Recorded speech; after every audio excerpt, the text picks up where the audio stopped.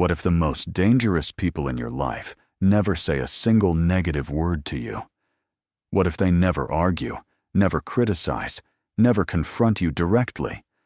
What if, instead, they simply go quiet? Most people spend their entire lives watching out for the wrong threat. They watch for the people who speak against them. They guard themselves from the ones who openly criticize, who challenge, who disagree loudly. And while they're busy watching those people, they completely miss the ones who are truly dangerous, the ones who go silent. Here is the disturbing truth that almost nobody talks about. When you begin to rise, when you start winning, when your life begins to shift towards something greater, the people who genuinely care about you will become louder. They will celebrate. They will ask questions. They will reach out. But the people who secretly resent you, the ones who were comfortable with you staying exactly where you were, they will go quiet. And that silence is not peace. That silence is a message. Friedrich Nietzsche once wrote, "The snake that cannot shed its skin must perish." But what about the people around you who refuse to shed their resentment when you grow? What happens to them? And more importantly, what do they become to you? Carl Jung called it the shadow. The part of human nature that cannot celebrate another person's light without feeling the darkness of their own inadequacy. Most people never confront their shadow. Instead, they let it speak in silence, in withdrawal, in the deliberate absence of support. This is not just philosophy. This is psychology. This is real. And if you have ever felt that strange, uncomfortable energy from someone who simply stopped engaging the moment your life began to improve, this video is going to explain exactly what was happening, why it happened, and how to protect yourself from it. In this video, we will uncover 7 signs that reveal who people truly are when you begin to rise. 7 behaviors that expose the hidden landscape of envy, insecurity, and fear that lives inside the people closest to you. Pay close attention. What you are about to learn is something most people discover too late. There is a very specific moment you need to start paying attention to. It is not when you fail. It is not when you struggle. It is the moment right after something good happens to you. Watch closely. Who reaches out? Who says something? And who says absolutely nothing at all? Most people assume that silence after good news is simply indifference. They think, maybe they didn't see it. Maybe they're busy. Maybe they just don't express themselves that way. And sometimes that is true. But there is a pattern that is impossible to ignore once you see it. The same person who responded instantly when you were struggling, when you vented, when you shared something difficult, that same person becomes unreachable the moment your life gets better. That is not coincidence. That is psychology in motion. The reason most people miss this is because we are conditioned to look for active betrayal. We look for the person who stabs us in the back. We look for the insult, the dismissal, the direct attack. But the most sophisticated form of social rejection is not loud. It is quiet. It is the absence of warmth where warmth once existed. Psychologists call this passive emotional withdrawal. It happens when someone who is close to you experiences what social comparison theory describes as a threat to their self-concept. When your success reminds them of their own stagnation, their nervous system experiences genuine discomfort. And rather than process that discomfort honestly, rather than look inward, they instinctively pull away from the source of that discomfort. You. Think about this in your own life. Think about the person who was always available when you were going through difficulties, the one who responded to every message, who showed up, who was present. Now think about whether that same energy remained when things started going well for you, when you got the promotion, when the relationship improved, when the business started working, when you began transforming your body, your mind, your circumstances, If the warmth disappeared exactly when your light got brighter, you have just identified something critical. Nietzsche understood this when he wrote about what he called the morality of the herd. The herd is comfortable when everyone is the same. When one person begins to separate themselves, to rise above the common level, the herd does not celebrate. It recoils. And the recoiling, in the modern world, looks like silence.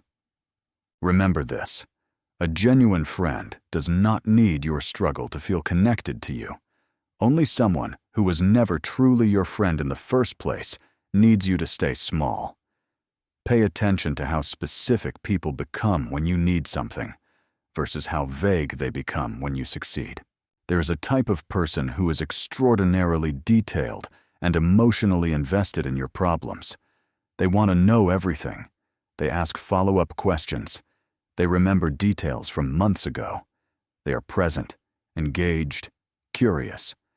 But the moment you start talking about something going right in your life, they become strangely vague. Their responses get shorter. The curiosity evaporates. The investment disappears. That's cool. Good for you. Nice. 3 words. And then they change the subject. This shift is not random. It is deeply psychological. Carl Jung wrote about what he called the persona, the mask we wear for social performance. Most people have a persona built around being supportive, being a good friend, being someone who cares. But beneath that persona lives the shadow, the envy, the fear, the unprocessed feelings of inadequacy. When your success grows large enough, it becomes impossible for them to maintain the persona. The mask slips, and what you get instead of genuine warmth is vagueness, deflection, and emotional distance disguised as busyness or distraction. What makes this particularly insidious is that it is deniable. If you ever confronted this person, if you said, "I feel like you don't celebrate my wins with me," they would have a dozen reasonable-sounding explanations. "I'm going through a lot right now. I just don't express myself that way. I thought you didn't need the validation." Every explanation sounds plausible. None of them are honest. The Stoics understood this dynamic well. Marcus Aurelius wrote in his Meditations that we should not be surprised when figs produce figs. He was not just talking about nature, he was talking about human nature. A person who has not done the inner work of confronting their own insecurity will produce the fruit of that insecurity. And that fruit is envy disguised as distance, resentment disguised as vagueness. Here is the insight that separates people with emotional intelligence from everyone else. You do not need someone to celebrate loudly. You do not need a parade. But you do need to notice the pattern. Consistent vagueness in response to your wins from a person who was once deeply engaged is a signal. And your job is to read that signal clearly and act accordingly. This one is subtle, and it is perhaps the most socially acceptable form of envy you will ever encounter. It is the person who, the moment you announce something positive, a new venture, a new relationship, a goal you are pursuing, immediately becomes an expert on everything that could go wrong. You know, most businesses fail in the first year. Are you sure about this? I've heard that's a really competitive field. That sounds risky. Have you really thought it through? Now, on the surface, this sounds like wisdom. It sounds like care. It sounds like someone who is thoughtfully playing devil's advocate for your benefit. But notice something. These same people almost never apply this rigorous skepticism to their own choices. They never interrogate their own decisions with that kind of cold scrutiny.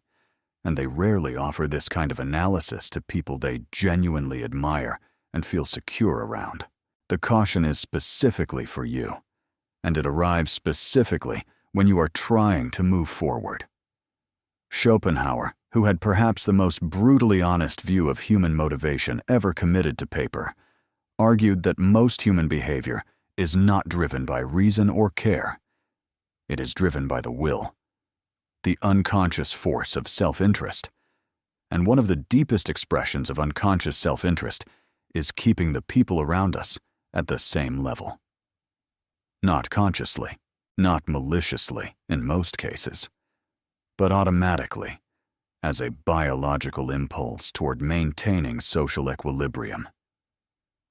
When someone becomes fluent in your risks the moment you begin to rise, what they are really doing is protecting their own psychological equilibrium. If you succeed at this thing they called too risky, it creates an uncomfortable question they would have to face. Why aren't they doing something similar? It is far easier to make you hesitate than to answer that question. The deepest psychological truth here is this: the people who genuinely want you to win will discuss the risks and then discuss the path forward. They will problem solve with you. They will end the conversation in a place of empowerment. The person who is unconsciously threatened by your progress will discuss the risks and leave you there, in the uncertainty, in the doubt. That is where they need you to stay. You will notice that certain people in your life have a remarkably selective memory. They forget, conveniently, the times you supported them, the loans that were never repaid, the favors done without keeping score, the emotional labor invested quietly over years. They forget all of that with stunning efficiency, but the one time you failed, the one moment you stumbled, made a mistake, said the wrong thing, or needed help yourself, they remember that with perfect clarity. And when you start winning, when your trajectory begins to shift upward, that memory suddenly becomes relevant.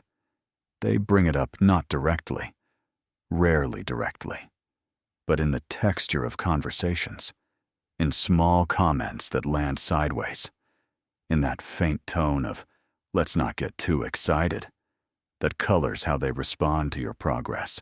This is psychological self-defense. When someone around them begins to succeed at a level they have not achieved themselves, the mind goes searching for evidence that this person is not actually worthy of that success. And evidence from the past, moments of weakness, failure, imperfection, becomes ammunition for a very quiet internal narrative. They got lucky. They haven't always been like this. I know who they really are. Jung would call this projection. The shadow projected outward. The unacknowledged envy and self-doubt are too uncomfortable to sit with directly, so they get externalized onto you, expressed through a kind of low-level, barely audible skepticism about whether you truly deserve what you are building. What you must understand is this: this behavior is not actually about you. It is about them. It is about the part of them that is still stuck, still struggling, still unable to reconcile their own unrealized potential with the evidence of yours. You are not the problem. You are the mirror, and they do not like what they see. The Stoic response is not anger. It is clarity. See the behavior for exactly what it is. Name it inside yourself, and then choose, with full awareness, how much access this person gets to your inner world. Every person in your life reveals something essential during moments of significance, not just during hardship, during triumph. When something significant happens, a milestone, a breakthrough, a moment you have worked toward for months or years, look around. Who is there? Who makes the effort? And who is conveniently, inexplicably unavailable? There is a category of person who seems to always have a conflict, always be overwhelmed, always be going through something of their own, exactly when you need the most support in a positive moment. And yet, when the situation reverses, when you are the one in struggle, when life is difficult, they find a way to show up. This is not coincidence. This is the architecture of conditional connection. These people, and this is critically important to understand, are not bad people in the conventional sense. They are not plotting against you. They are not sitting somewhere thinking of ways to undermine you. What they are doing is something far more human and far more difficult to address. They are unconsciously organizing their availability around moments when they feel superior to you, and unconsciously retreating from moments when your success activates their inadequacy. This was something Marcus Aurelius understood deeply when he wrote about the difference between people who orbit the emperor for genuine reasons and those who orbit him only when it is personally advantageous. The Stoic practice was to observe this pattern without bitterness, without illusion, and without punishing others for their human limitations, but also without pretending those limitations do not exist. The strategic absence is a teacher. It teaches you who is truly in your corner versus who was merely comfortable being near you when you were at their level. That is a distinction worth knowing. It is, in fact, one of the most valuable distinctions you will ever make. When you begin to rise, some people will rise with you. Others will simply fall away. And what feels like loss in the moment is often, with time, revealed to be the most important kind of clarity you could have received. This one surprises people. It surprised me too, the first time I understood it. Not every form of false support is quiet. Some of it is loud, and then suddenly, utterly silent. There is a type of person who, when you first announce something, erupts with enthusiasm. They are your loudest cheerleader in the first moment. They share your work. They tell everyone. They seem genuinely, completely excited for you. And then, as the weeks pass, as your success becomes real, as the thing you were building starts to actually work, they become quiet. Not gradually, suddenly. The silence replaces the celebration with no explanation. What happened? The initial enthusiasm wasn't envy, but it also was not pure joy. It was excitement about your potential. And potential is safe to celebrate, because it has not yet been realized. A person who celebrates your potential is not necessarily threatened, because potential is still theoretical. But when the potential becomes reality, when the success stops being a dream and becomes an actual outcome, something shifts. Now you are no longer in the aspirational category. You are in the achieved category. And the achieved category creates comparison in a way that potential never did. This is one of the subtlest and most complex psychological dynamics in human relationships, and it takes a kind of honest self-awareness to see clearly in people around you. Nietzsche explored something close to this in his writing about ressentiment, a French word he used to describe the creative resentment that arises in people who cannot achieve what they desire and therefore reframe their own failure as a moral virtue. The person who initially cheers you loudly may be doing so partly to feel like a generous, supportive person. But when the success becomes real and the comparison becomes unavoidable, the ressentiment moves in, the generosity retreats, and the silence is what remains. The insight here is simple, but powerful. Watch the long game, not the first reaction. Anyone can be enthusiastic at the announcement. The question is who remains engaged and invested as the reality of your success unfolds over time. The final sign is perhaps the most difficult to articulate, but you have felt it. You know exactly what I am describing. It is the energy in the room when you walk in. It is the way the conversation changes, the way a certain person becomes slightly more formal, slightly more distant, slightly more careful with their words in your presence. The way the laughter that was happening a moment before you arrived feels like it has been dialed back. The subtle recalibration of group dynamics that happens when someone who is rising enters a space with people who are not. This is energy, and energy does not lie. Humans are extraordinarily sophisticated social animals. We evolved over hundreds of thousands of years, reading each other at a level of nuance that conscious language cannot fully capture. We feel status shifts before we think them. We sense emotional undercurrents before we can name them. And what you are feeling when you walk into a room and sense that cold, quiet shift, that is your ancient social intelligence doing exactly what it was designed to do. The person who goes silent in your presence when they once spoke freely, who becomes careful and measured where they were once relaxed and open. That person is telling you something without using a single word.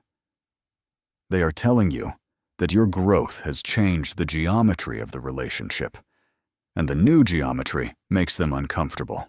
Carl Jung might say they are confronting the shadow in real time, the shadow that says, "This person is becoming something I have not become, and I don't know what to do with that." Most people never name this. They feel it. They absorb it. They sometimes even internalize it. They wonder if they did something wrong, if they changed too much, if somehow their success has made them a different, worse person. This is the cruelest aspect of this dynamic. It turns the responsibility inward in the person who has done nothing wrong. You have not changed for the worse. You have changed for the better. And that is exactly what they cannot accept. Now we need to go deeper. Because understanding the behavior is only the first step. Understanding the psychology behind it is what truly sets you free. Here is the honest truth about human nature. Almost every person who goes silent when you begin to win is not doing it consciously. They are not sitting down and deciding to withdraw their support. They are responding to something much older, much more primal than conscious decision-making. Status is ancient. Hierarchy is ancient. The human nervous system spent millennia calibrated to be exquisitely sensitive to status changes within a social group, because in the ancestral environment, status determined survival. Resources, mating opportunities, protection, all of it flowed through social position. A change in someone else's status was, literally, a biological event. It triggered the nervous system. In the modern world, we do not live in small tribes anymore, but we still have the nervous system of people who did. And when someone around us rises, when their status increases, when their resources grow, when their social position shifts, our ancient nervous system registers it exactly the way our ancestors did. The people who have done the inner work, who have genuine self-worth, who have confronted their own shadow, who are not dependent on external comparison for their sense of value, can process that signal without it becoming destructive. They can feel the slight discomfort of comparison, acknowledge it, and then choose genuine happiness for the person who is rising. But the people who have not done that work, who carry unresolved wounds around their own inadequacy, who measure their worth by comparison rather than by internal standard, those people cannot process the signal cleanly. It comes through as threat, as discomfort, as resentment, and it expresses itself as withdrawal, silence, and the quiet erosion of warmth. Psychologist Leon Festinger described this through what he called social comparison theory. We compare ourselves to those around us, particularly to those we consider peers. When a peer rises significantly above our current level, it creates what he called cognitive dissonance, a psychological tension between who we are and who we see others becoming. The easiest way to resolve that tension is not to grow, it is to diminish, either diminishing your achievement in their own mind, or diminishing their warmth toward you as a way of creating emotional distance from the comparison.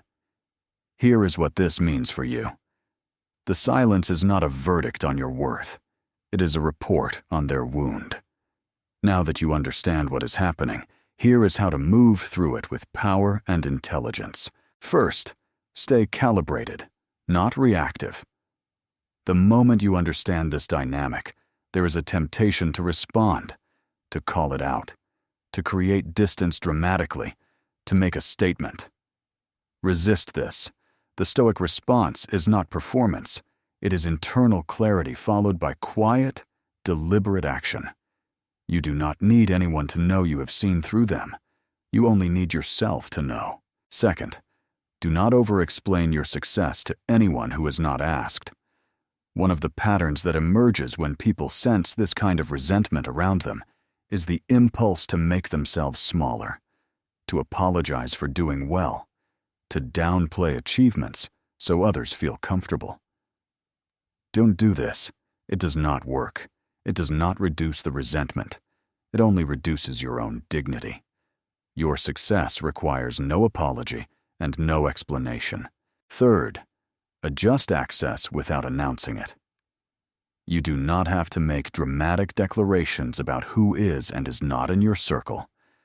Simply and quietly reduce the depth of sharing you extend to people who have demonstrated they cannot receive your growth with genuine support. Share the surface. Keep the depths for those who have earned them. Fourth, invest deliberately in the relationships that grow with you.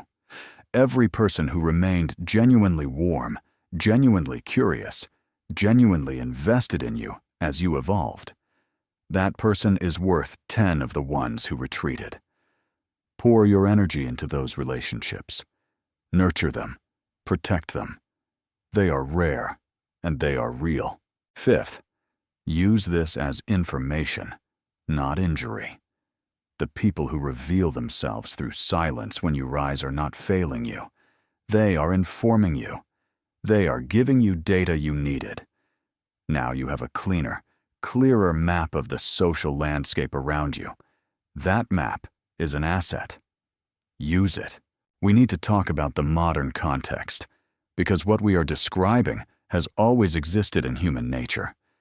But something about today makes it more intense, more widespread, and more psychologically damaging than at any other point in history. Social media has done something unprecedented. It has made every person's life a public broadcast.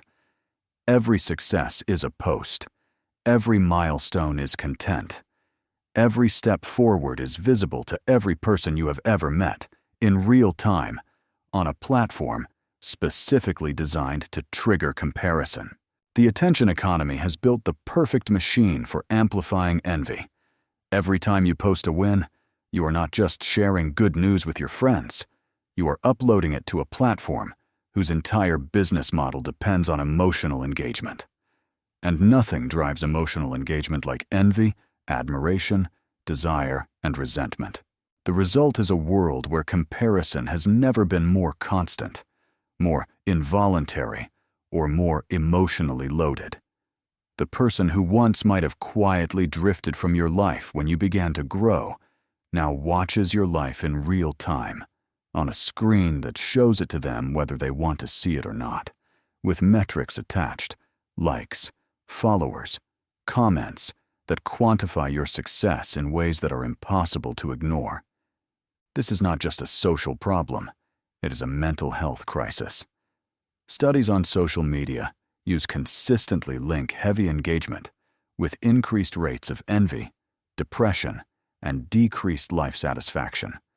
Not because people are fundamentally worse than before, but because we have created a technology that keeps the wound of comparison perpetually open. In this environment, your ability to read the silence of people around you accurately is not just emotionally useful, it is protective. It is a form of psychological self-defense. Understanding who in your life can genuinely celebrate your growth and who quietly withdraws from it allows you to make smarter, healthier decisions about where to invest your emotional energy and where to hold it back. The ancient Stoics practiced what they called the dichotomy of control, focusing energy only on what is within one's power and releasing what is not. In the modern world, one of the most important applications of this practice is choosing where to be visible, with whom to share, and which relationships deserve the full depth of your authentic life versus which ones deserve a carefully managed presentation.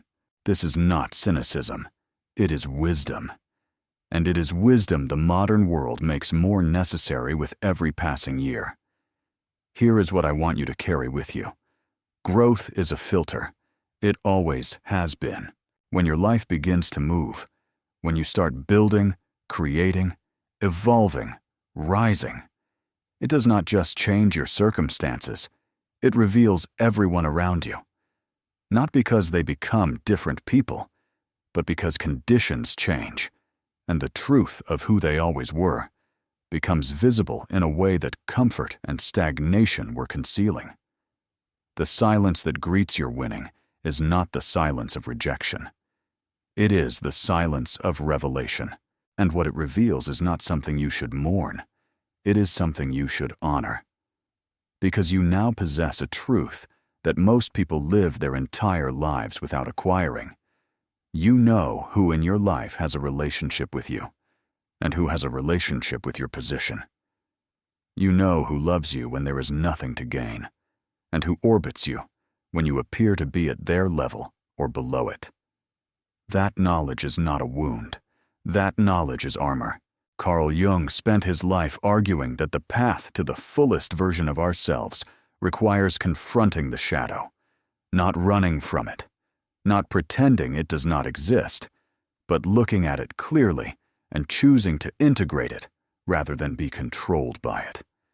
When you can look at the silent people in your life and understand them with psychological clarity rather than personal hurt, you have done a version of that same work. You have seen the shadow, not your own this time, but the collective shadow of human nature, and you have refused to be diminished by it. Marcus Aurelius wrote from the position of the most powerful man in the Roman world, yet his private journals are filled with reminders to himself. Do not need the approval of others. Do not let their responses or their silence become the measure of your worth. The work is the work. The path is the path. Walk it.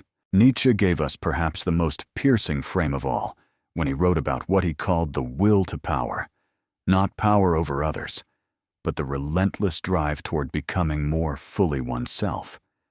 The people who go silent when you start winning have not abandoned their will to power. They have surrendered it. They have chosen the comfort of where they are over the discomfort of growing. And because they have made that choice, the sight of you choosing differently makes them feel the weight of their own surrender. You did not cause their silence. Your growth did, and your growth is not something you should ever apologize for. The most important people in your life will be the ones who grow louder as you grow greater, who become more curious, more engaged, more genuinely excited as your life expands. These people are rare. They exist in every life, but they are rare. Find them. Keep them. Protect those relationships with everything you have. And for the ones who go quiet, let them. Their silence is not your problem. Your trajectory is. Rise anyway. Rise fully. Rise without guilt and without apology. As Nietzsche might have said, what does not diminish me makes me more completely myself. And the silence of small minds will never be reason enough to make yourself small.